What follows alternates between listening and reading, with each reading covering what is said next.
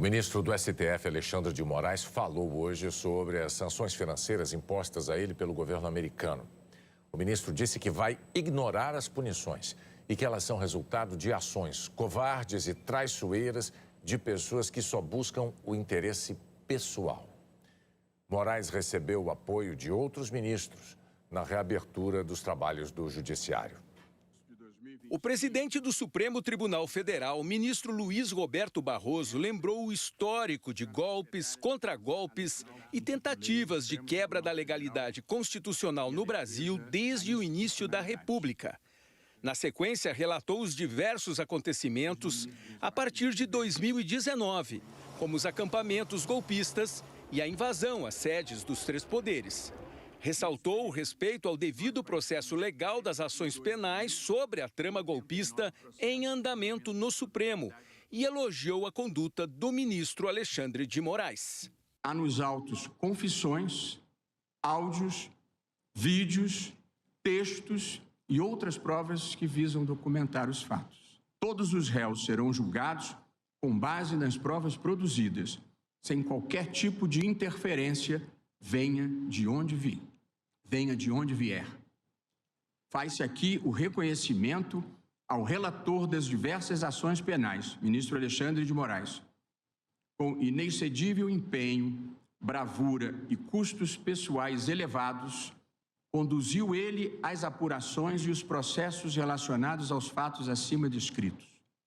Nem todos compreendem os riscos que o país correu e a importância de uma atuação firme e rigorosa, mas sempre dentro do devido processo legal. Barroso falou ainda sobre a importância da atuação do STF para a manutenção da democracia. Em meio a muita incompreensão, contribuímos decisivamente para preservar a democracia. Quem ganha as eleições, leva.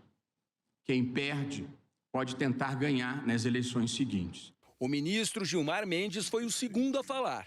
Disse que a gravidade do momento exige firmeza na defesa das instituições e da soberania nacional. O decano do Supremo disse ainda que tem acompanhado com perplexidade os ataques a integrantes da corte, feitos por radicais inconformados com a derrota nas eleições. Mas os fatos recentes se revelam ainda mais graves, porque decorreram de uma ação orquestrada de sabotagem contra o povo brasileiro, por parte de pessoas avessas à democracia, armadas com os mesmos radicalismos, desinformação e servilismo que vem caracterizando sua conduta já há alguns anos. Sem citar o nome do deputado Eduardo Bolsonaro do PL, que atualmente mora nos Estados Unidos, Gilmar Mendes afirmou que o movimento do governo americano contra o Supremo é liderado por foragidos que agem de forma covarde. Gilmar Mendes afirmou que as medidas tomadas contra integrantes da corte são também em decorrência da pressão de gigantes de tecnologia. Recentemente, o Supremo decidiu que as plataformas são responsáveis pelo conteúdo publicado. Gilmar ressaltou que o STF não irá se dobrar a intimidações. À medida que testemunhas ouvidas em juízo confirmam fatos graves, como, por exemplo, a confissão de elaboração de um plano para assassinar juízes e autoridades, os ataques ao Supremo ganham mais intensidade. Tudo fruto de desespero daqueles que se veem às voltas com acusações graves e que, ao serem confrontados com elementos de prova comprometedores e incontestáveis, apelam a cantilenas de perseguição política e de afronta ao devido processo legal. Em seu discurso, o ministro Alexandre de Moraes afirmou que as ações contra o STF são desenvolvidas por traidores, que fazem parte de uma organização criminosa e que agem por interesses pessoais. Estamos verificando diversas condutas dolosas e conscientes de uma verdadeira organização criminosa que, de forma jamais anteriormente vista em nosso país, age de maneira covarde e traiçoeira com a finalidade de tentar submeter o funcionamento deste Supremo Tribunal Federal ao crivo de um Estado estrangeiro. Covarde, porque esses brasileiros pseudo-patriotas encontram-se foragidos e escondidos fora do território nacional. Não tiveram coragem de continuar no território nacional.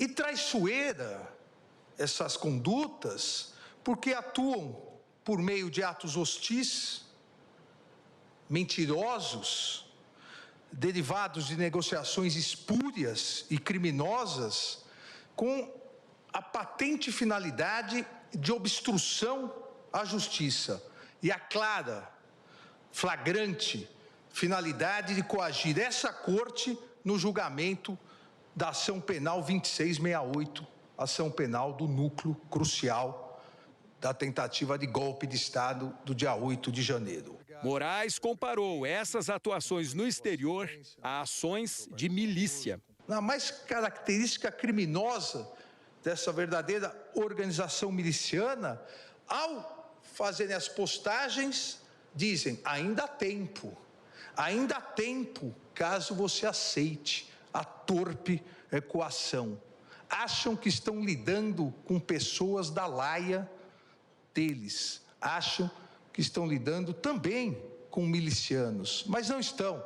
Estão lidando com ministros da Suprema Corte Brasileira. Moraes também afirmou que irá ignorar as sanções financeiras impostas a ele pelo governo americano, ao ser incluído na Lei Magnitsky. O rito processual do Supremo Tribunal Federal irá ignorar as sanções praticadas. Esse relator vai ignorar as sanções que foram aplicadas e continuar trabalhando como vem fazendo, tanto no plenário quanto na primeira turma, sempre de forma colegiada. Esta Corte vem e continuará realizando sua missão constitucional, e, em especial, nesse segundo semestre, realizará os julgamentos e as conclusões dos 4 núcleos das importantes ações penais relacionadas à tentativa de golpe de Estado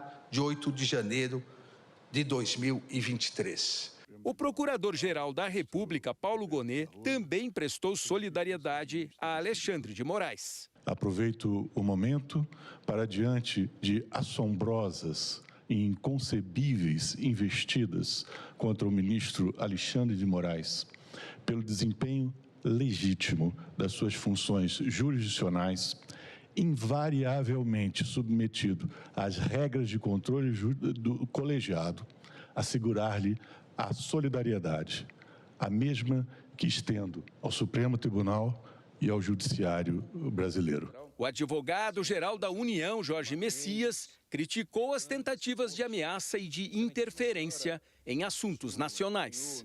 Não aceitamos que nenhuma autoridade brasileira, ministro Alexandre de Moraes, seja ameaçada ou punida por estados estrangeiros.